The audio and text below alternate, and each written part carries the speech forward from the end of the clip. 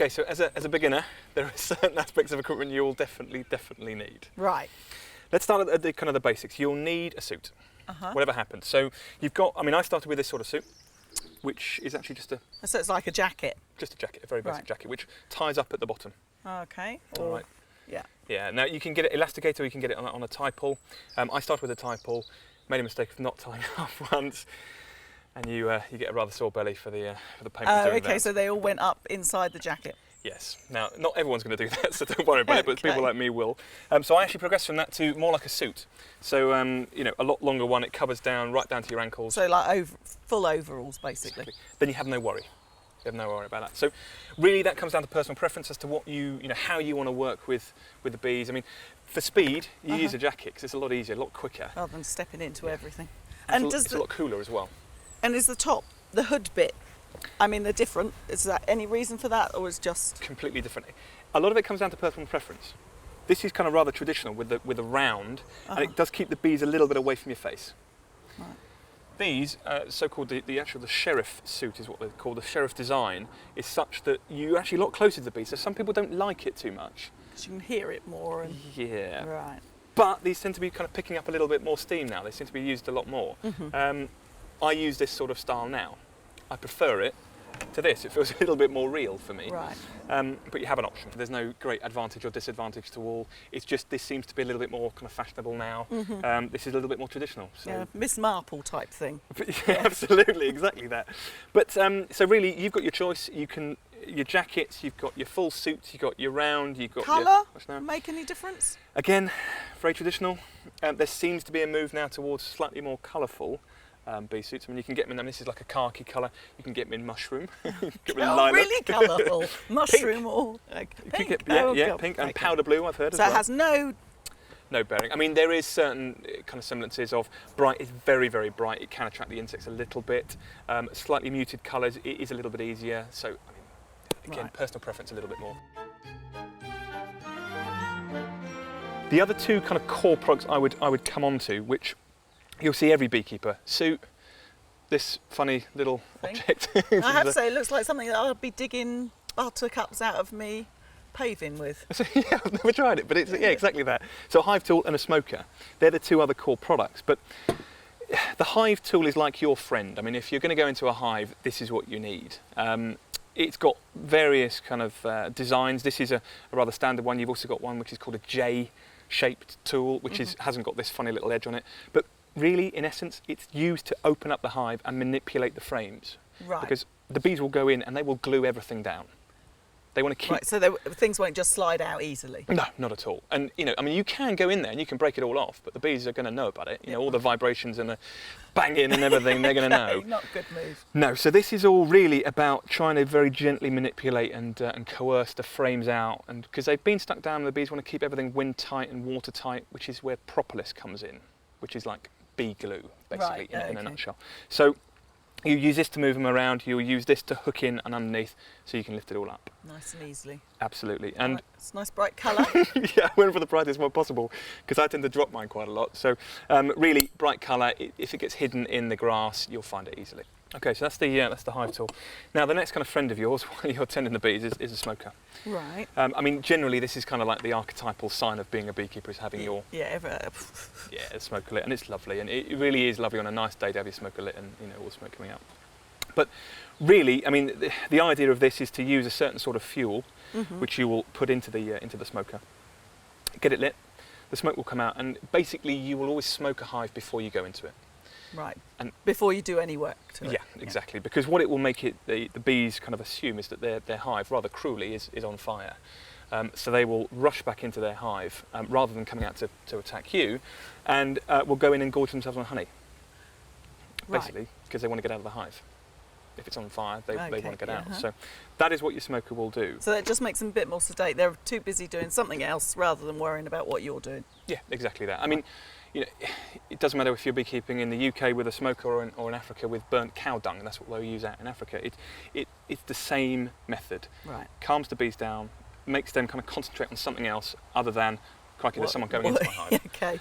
But I mean, as I said, cow dung in Africa, I mean, we use a variety of different things. I mean, you could use just dried out twigs, for example, which you pick off the floor, and a lot of people tend to. I actually use this, which is like a cocoa shell. Right, okay. Basically. We And- use that for mulch in the garden. Well, there you are. I mean, you wouldn't know you use it for beekeeping as well, but it's all to do with the smoke that it emits. Because one of the biggest problems, like using kind of dried twigs and everything, is that the smoke emitted is quite warm. Okay, so I never knew there was a warm smoke and a cold smoke. But this smoke it burns well. It burns long. Because I can tell you that the last thing you want is going it's into your your smoke hive. running out. Yeah, that's the last thing you want. I mean, and it always seems to happen on the worst hives. Your smoker runs out midway through. Right. But with something like a cocoa shell, it burns for a long time and it emits quite a cool smoke. So not to alarm the bees too much, because that's again not what you really want to do. Okay, so we've got the core components so far: the suit, your smoker, hive tool. Yep. But then you've also got the other elements to look after. I mean, your fingers and your thumb, that's quite important, and your feet. Right. Bizarrely, trust me, with someone who's gets stung on their ankle quite a few times, you want to make sure that's all protected. But if we start on the gloves, I mean, you can have a variety of different gloves, as with everything in beekeeping. I, at the moment, tend to be using more kind of leather, quite supple gloves like this. Oh, they are, aren't they? Almost like driving gloves, aren't they? Yeah, basically. I mean, I have to say, I started with rubber gloves, but I mean, some people even just use just simple surgeon's gloves. Really thin then? Tiny, and really, really thin. But I mean, a lot of experienced beekeepers prefer that because it means it's quite easy to feel what the bees are doing and understand the frames, and so you don't get clumsy with it. Right. A lot of beginner beekeepers tend to prefer much thicker gloves because they're so frightened about getting stung. Stung.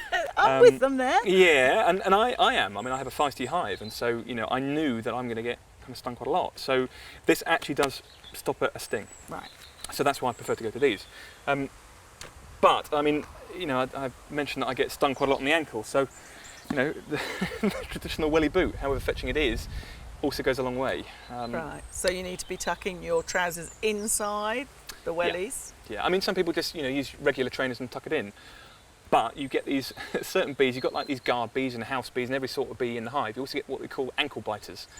I think you're making it up now, James. No, I swear I'm not. Well, I've seen them. But they literally will fly out of the hive and come at your ankles if you're not careful and you've upset them and you've kind of banged them a little few times. Right. So the welly comes in handy, and I've learnt that from experience. But as you said... So basically all gaps, like sleeves, trousers, t-shirts, tucked in, sealed up. Absolutely. And I mean, even the gloves, I mean, that's why they're so long, because they will come over your sleeve and protect you that way, because bees basically like dark, warm places, and they'll crawl there. You've then got other little extras like, for example, a bee brush. Right. It looks rather normal, doesn't it? But it's a very kind of soft kind of hair to it. Okay, yeah, it is, isn't it? And basically this is just to make sure the bees are off. So when you're putting frames back in or boxes back on, there's always little stragglers which are around the edge, and just you don't want to kill them if you can avoid it. So you just kind of brush them off and put it back on. So you've got the bee brush, you've got things like queen cages. Now, there are various different sorts of queen cage, I have to say, but this is the one that I use personally, which you use it to mark the queen. How?